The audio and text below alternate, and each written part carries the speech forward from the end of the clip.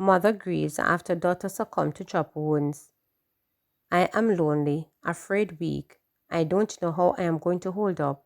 Everything is just bad, said Leila Richards, whose youngest daughter, 29-year-old Sydney Martin, died from chop wounds on Tuesday. The wounds were allegedly infected during an altercation with a man 3 days earlier.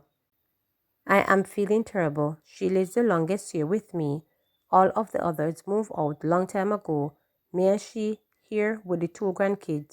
And she gone now, said a distraught Richards during a visit to her home in Westmoreland on Wednesday. Martin was a travel agent at the time of her death. She and her daughter lived with Richards and another of the elderly woman's grandchild. Dwayne Anglin, a 42-year-old businessman who lives in the same community, was initially charged with wounding with intent. He was later charged with the murder of Martin after she died. His court date is being finalized. The grieving mother has taken no comfort for her daughter's alleged attacker being in police custody. Oh my God, I lost my daughter and him lock up. It is so hard, I can't manage. Locking him up can't bring back my daughter. It can't bring her back, stated Richards, who broke down in tears. According to the police, about 3:30 a.m. on Sunday, Martin, who is believed to be under the influence of alcohol, approached Anglin's gate and banged on her car with stones. Altercation reported developed between the two. A tussle quickly escalated into a fight. It is reported that it was at this point that a machete in Anglin's possession was used to chop Martin several times.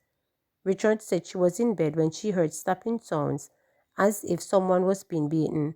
She said she got up, looked through the window, and saw her daughter's car in the yard, parked at an unusual location.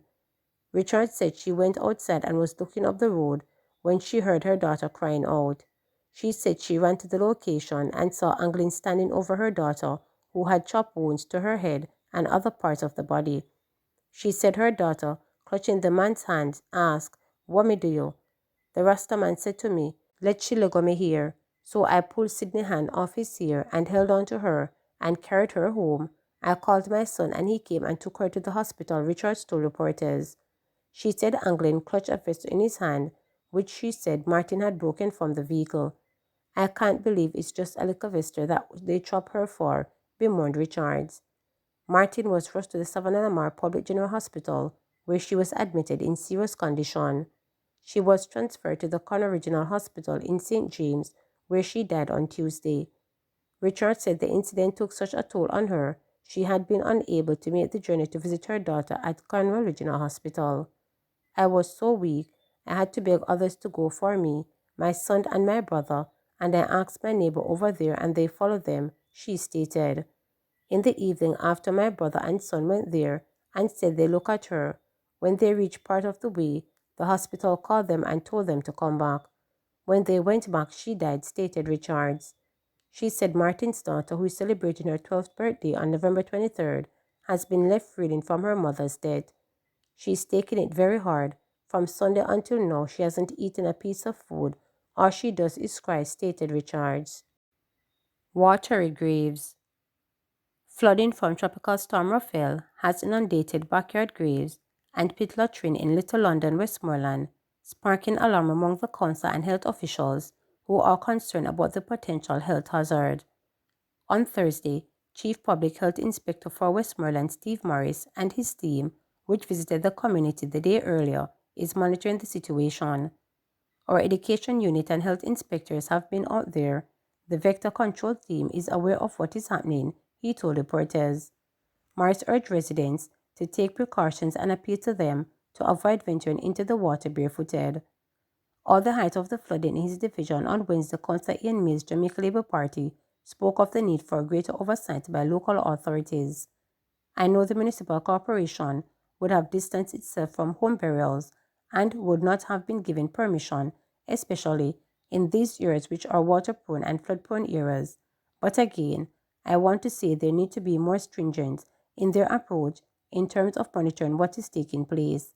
Because with this flooded water, with the different septic system and the graves, then that in itself, for me, is concerning," he told reporters. Marceau said there is nothing the health department can do until the water subsides. noted that the issue of backyard burials has been a challenge for years. It is a concern, and it has been a concern for a number of years. In fact, the Health Department has mandated the municipal corporation several years ago to desist from allowing burial at home in that area because we know that whenever it rains, it is flooded, he noted. The issue of sanitation is also a concern because in stagnant water, you are exposed to leptospirosis and other diseases, the health official added. Miles says the goal is to have the health department integrally involved in measures to be taken once flooding is no longer an issue. Sanitizing is going to be important, the way people put back their places in order, because water would have run through some of them homes as well. We have insects of all kinds that are now infesting people's home. You have the rodent, septicides, and you have roaches, you name it, the councillor added. So support in terms of spraying and utilizing chemicals, which are not harmful to human beings, all these things are going to be important in helping the residents get back their lives on track, he added. Fiona White, who lives in Bay Road in the area, is worried about some of the issues the councillor raised. I am scared because normally crocodiles always come up and a lot of 40-leg always would be swimming in the water, she told reporters. Miles, who said he has never personally seen crocodiles, said other residents have also told him of the sightings. Owing to the fact that McNeil Land is surrounded by rivers, it is quite likely that once the rivers overflow their banks, the crocs would also be a factor, and that also is a cause for concern, he noted. He added that the National Environment and Planning Agency has been notified. On Wednesday, floodwaters were almost 12 feet high in some areas and rapidly spread across several communities. Among the areas impacted were Bay Road, Broad Road, Station Road, Top Road, McNeil Land, Egypt Gardens, and Paul Island. During the day, as part of their post-Raphael assessment, Miles and Member of Parliament for Westmoreland Western, Moreland Wilson, arranged to have black holes in the area cleaning the entrance and exit to culverts that led across main roads. We have gone through McNeil Land, where we have seen about 90% of the homes underwater, which is very tragic. We have seen where persons have suffered significant losses. I have seen a few farmers trying to rescue their goods and animals. We have seen as well where we have persons trying to relocate because the water has come up high, stated MP Wilson. Since the rain has stopped, that is when the flooding starts, and it's basically a flash flood because minute by minute, hour by hour, we have seen the water rising. What we have done is to get a backhoe to start to remove the silt and debris from the opening of the drains, he added. Wilson insists that drains were cleared ahead of the tropical storm, but the heavy rain washed several pallets and plastic bottles and all sorts of stuff into the area, leading to blockages and flooding. Other divisions within the constituency that suffered damage from uprooted trees and land slippages, alongside damage to the Jamaica Public Service Network, are Sheffield and Negril. These divisions are represented respectively by Garfield James, who was elected on the Jamaica Labour Party ticket, and Arthur Coley, who is a member of the People's National Party.